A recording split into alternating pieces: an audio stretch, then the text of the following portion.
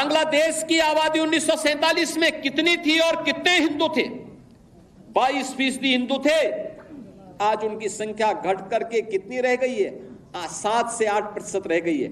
उसमें भी आपने अभी एक सप्ताह पहले बांग्लादेश के हिंदुओं के उस प्रदर्शन को देखा होगा जो चटगांव में वहां के हिंदुओं ने किया था। लाखों हिंदू जुट करके वहां पर अपनी बातों के लिए दुनिया के सामने गुहार लगा रहे थे। मैं धन्यवाद दूंगा, मैं अभिनंदन करूंगा उन हिंदुओं का जिन्होंने इतना साहस किया है कि पाकिस्तान के अंदर रहकर, बांग्लादेश के अंदर रह करके भी उन नरपिशाचों के सामने उन्होंने अपनी प्रवाह के बगैर अपनी वर्तमान और भावी पीढ़ी को बचाने के लिए सड़कों पर उतर करके दुनिया को उसका वास्तविक चेहरा दिखाया है। और मुझे लगता है हमारी सबकी सहानुभूति उन हिंदुओं के साथ में होनी चाहिए, उन पीड़ितों के साथ होनी चाहिए जो बांग्लादेश के अंदर अमानवीय अत्याचार के शिकार वर्तमान में हो रहे हैं।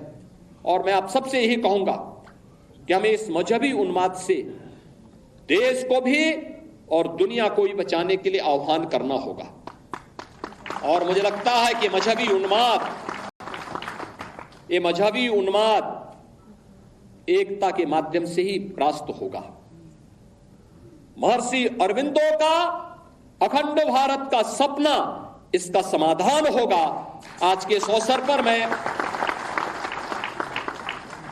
विभाजन की त्रासदी के शिकार परिवारों के परिवारजनों के प्रति अपनी संवेदना व्यक्त करता हूं। जिन लोगों ने अपने परिवारजनों को खोया है, उस समय खोया था, उन सब के प्रति मैं विनम्र श्रद्धांजलि अर्पित करता हूं और विश्वास करता हूं कि विभाजन की इस त्रासदी से हम कुछ सबक लेकर के आने वाली भावी पीढ़ी के सामने इस प्रकार की त्रासदी न होने पाए, इसके लिए संकल्पित होंगे। अपने नागरिकों को दी है दुनिया के अंदर इस प्रकार की स्वतंत्रता किसी भी अन्य देश में अपने नागरिकों को नहीं प्राप्त हो पाई है। हम सबको अपने संविधान पर गौरव की अनुभूति करनी चाहिए। भारत के संविधान निर्माताओं के प्रति अपार श्रद्धा और सम्मान का भाव व्यक्त करना चाहिए। हमें सरदार वल्लभ भाई पटेल की दृढ़ता का सम्मान करना चाहिए। हमें बाबा साहब डॉक्टर भीमराव अंबेडकर के प्रति सत नमन करना चाहिए, जिन्होंने अपनी पीड़ा को दबाने के बावजूद भारत की एकता और अखंडता के प्रतीक भारत के संविधान को भारतवासियों को प्रदान किया, जो संविधान आज भी हम सबका नेतृत्व करता है, हमारा मार्गदर्शन करता है। और उन सभी महापुरुषों से जिन्होंने भारत के संविधान सभा के माध्यम से भारत को दुनिया का सबसे बड़ा संविधान दिया, इस संविधान के माध्यम से हम सबको भारत के इस लोकतंत्र पर गौरव की अनुभूति भी करनी चाहिए। और इस लोकतंत्र के साथ मिलकर के कैसे हम लोगों को जो स्वतंत्रता मिली है, इन स्वतंत्रता के उन नायकों के प्रति श्रद्धा का भाव व्यक्त करना होगा जिन महापुरुषों ने अपना सर्वस्व भारत की आजादी के लिए समर्पित करके अपने आप को बलिदान किया था।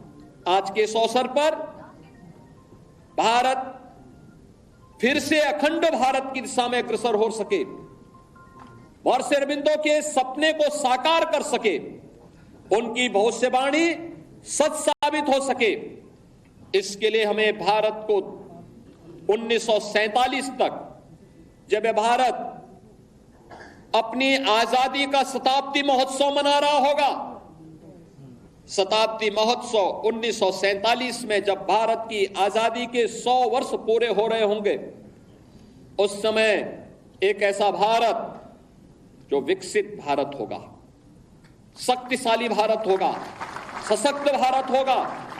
उस सशक्त भारत के निर्माण के लिए प्रधानमंत्री जी ने आजादी के अमृत महोत्सव के अवसर पर जिन पंच प्रणों की बात की, उन पंच प्रणों में सबसे महत्वपूर्ण प्रण है और वह है नागरिक कर्तव्य। नागरिक कर्तव्य के प्रति हम जिस क्षेत्र में काम कर रहे हैं, किसी भी क्षेत्र में हो सकते हैं, शासन में हो सकते हैं, प्रशासन में हो सकते हैं, पुलिस सेवा में हो सकते हैं, व्यवसाय में हो सकते हैं, युवा हो सकते हैं, किसान हो सकते हैं, महिलाएं हो सकती हैं, समाज के किसी भी तबके में रहकर के वो कार्य, शिक्षक है, अधिवक्ता है, किसी भी क्षेत्र में वो काम कर रहा है, उस क्षेत्र में अपने नागरिक कर्तव्यों का पालन करते हुए राष्ट्र प्रथम के भाव के साथ उसे कार्य करना होगा। राष्ट्र प्रथम का यह भाव जब हमारे जीवन का संकल्प बनेगा तो भारत के अंदर भारत को दुनिया की सबसे बड़ी ताकत बनने में कोई देर नहीं लगने वाली है। याद रखना, पिछले 10 वर्ष के अंदर भारत की प्रगति दुनिया को अचंभित करती है, दुनिया को आकर्षित करती है। दुनिया अभिभूत है, भारत की तरफ आशा भरी निगाहों से देख रही है। उसे विश्वास है कि भारत अगर सुरक्षित है तो विश्व मानवता सुरक्षित है। और इसलिए भारत की तरफ आज के समय में दुनिया के अंदर कहीं भी कोई संकट आता है तो भारत की तरफ दुनिया देख रही है। भारत की तरफ दुनिया का यह आकर्षण हमें एक नए भारत का दर्शन कराता है। प्रधानमंत्री मोदी जी के नेतृत्व में इस नए भारत को दुनिया की सबसे बड़ी ताकत के रूप में स्थापित करना, और 10 वर्ष में, आज से 10 वर्ष पहले भारत दुनिया की 10वीं बड़ी आर्थिक महाशक्ति था। आज भारत दुनिया की 5वीं बड़ी अर्थव्यवस्था बना है। अगले 3 वर्ष के अंदर भारत दुनिया की 3री बड़ी अर्थव्यवस्था बन जाएगा। और हमारा प्रयास होना चाहिए कि 1947 होते होते भारत दुनिया की सबसे बड़ी ताकत बनेगा, और उस ताकत के लिए भारत के हर नागरिक को एकजुट होकर के अपने आपसी मतभेदों को समाप्त करते हुए जाति के नाम पर, क्षेत्र के नाम पर, भाषा के नाम पर विभाजन करने वाले उन ताकतों से सतर्क रहते हुए एक भारत श्रेष्ठ भारत के बारे में सोचना होगा। इतिहास के उन गलतियों के परिमार्जन का एक अवसर हम सबके सामने है। हम फिर से इस प्रकार की गलतियों की त्रासदी और इस प्रकार की विभाजन की त्रासदी का सामना फिर से वर्तमान और भावी पीढ़ी को न करना पड़े, इसके लिए हम सबका संकल्प होना चाहिए, जीवन का ध्येय होना चाहिए। विभाजन की इस त्रासदी के लिए तत्कालीन कांग्रेस नेतृत्व पूरी तरह जिम्मेदार रहा है। कांग्रेस विभाजन की इस त्रासदी के लिए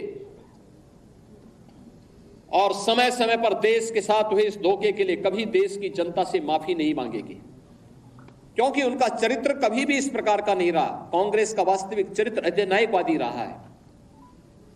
और देश के अंदर जब भी उसको अवसर मिला उसने लोकतंत्र के गले को घोंटने का प्रयास किया। 1975 इसका उदाहरण है। जब भी कहीं पर नागरिकों ने अपने अधिकारों की बात की, उसने आपस में लड़ाने का काम किया। देश के अंदर भाषाई विवाद, देश के अंदर क्षेत्रीय विवाद, देश के अंदर सनातन राष्ट्र में हिंदू और सिखों को आपस में लड़ाने का कार्य, ऐसे तमाम ऐसे पाप हैं इनके, जिन पापों की कभी माफी नहीं दी जा सकती है।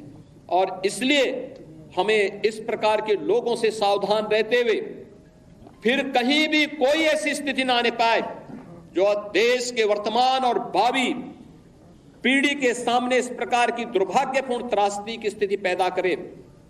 इसके लिए हम सबके जीवन का इस संकल्प होना चाहिए, हम इसके लिए परिमार्जन करने की दिशा में आगे बढ़ सकें।